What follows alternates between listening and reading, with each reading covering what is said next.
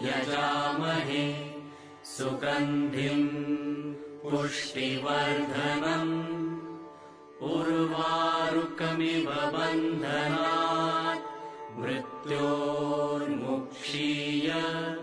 मामृतात् ॐ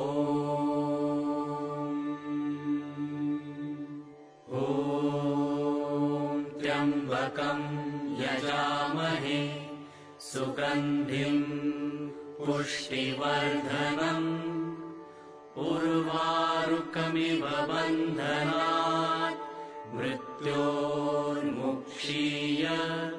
मामृतात् ॐ।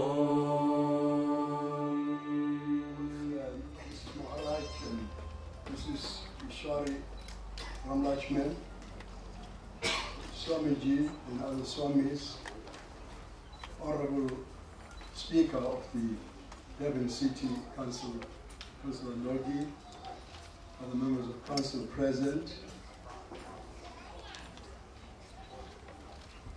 Mr. Ishwar Ramlutchman, Mr. Maharaj, and the artist from India, the Jalota.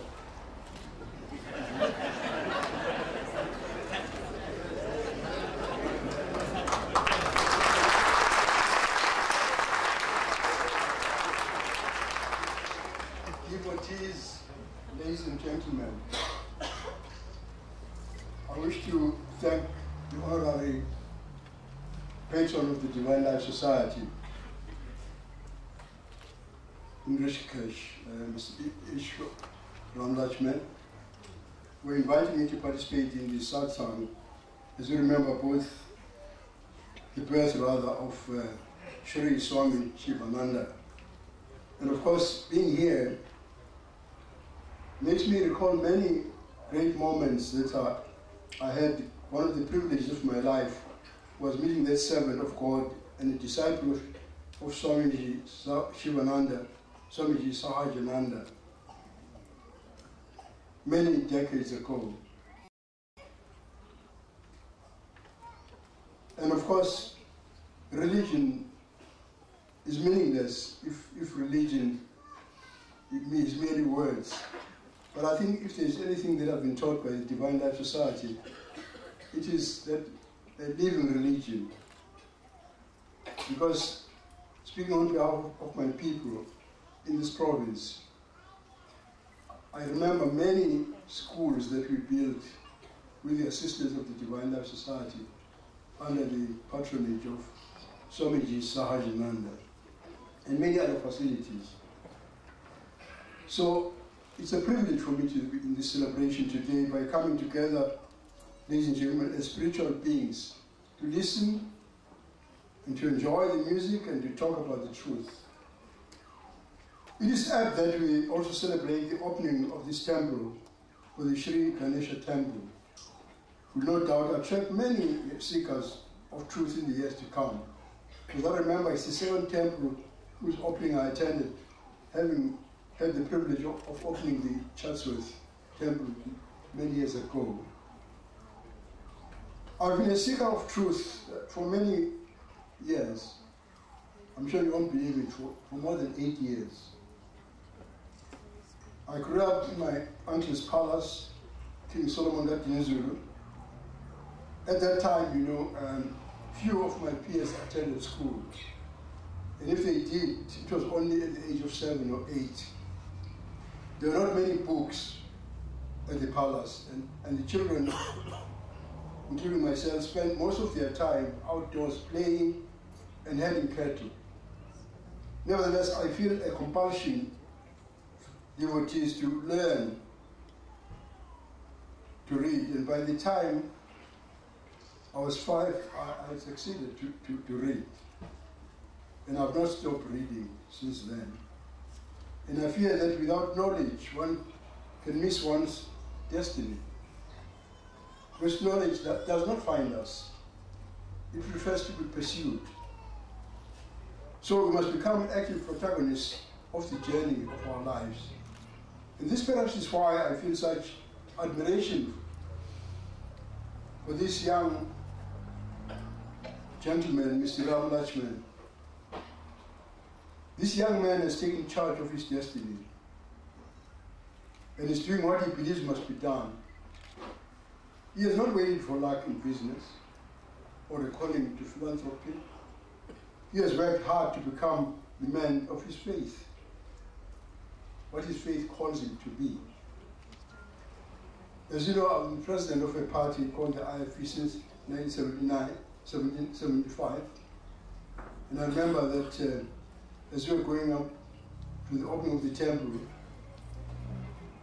the Honorable Speaker reminded me that my party is associated with Lord Ganesha because the elephant is our symbol.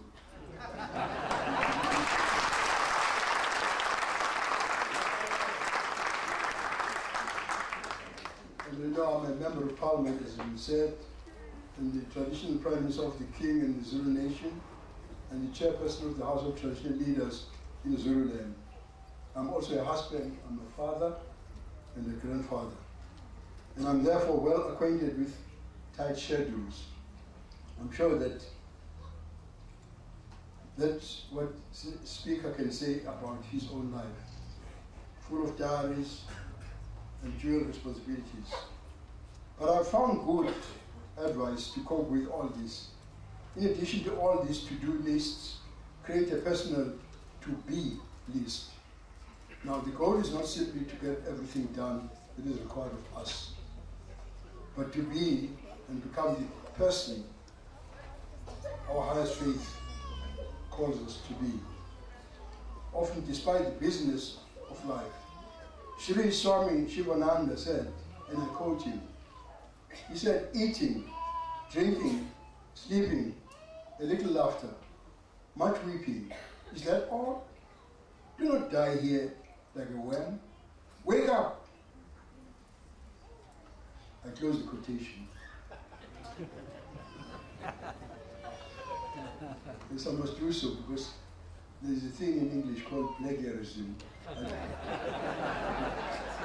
don't want to steal the wisdom of this great saint, as if it comes from our Superintendents. So Swamiji was encouraging us, devotees, not to live from hand to mouth, without looking for a deeper meaning of life. Somehow his words echo that of the Greek philosopher Socrates, who while on trial for heresy in Greece said, and I quote him, "An unexamined life is not worth living," unquote. It is true, ladies and gentlemen, that we need to live intentionally. The founder of the Divine Life Society, Shree Sivananda, worked to achieve harmony within the individual and in community. In a sense, his teaching reflects the teaching of Ubuntu Butu, which is a worldview of my own culture. It means that I am because you are. I am in relation to you. Whatever I do affects my community. I must therefore live with the active intention of benefiting those around me and refrain from doing them harm. My faith teaches, love your neighbor as you love yourself, quote unquote. There are so many streams of spirituality that flow into the river of truth. And I hope that as we continue to seek truth in our own lives and our own paths, we'll meet the source of truth. For that is, in the end, is the destiny of every man, should I say, for every human being. Lest my sisters think I'm excluding them. I thank the Sivananda World Peace and Community Development Foundation for organizing today's special satsang. It is a pleasure to listen to Shree Anup Jalota and the troop who are visiting us from India. I know that if my friend Councillor Logwasnek he'd be pulling my coat because he knows the temptation that we politicians have, that when we're kept in audience like this, we never want to stop.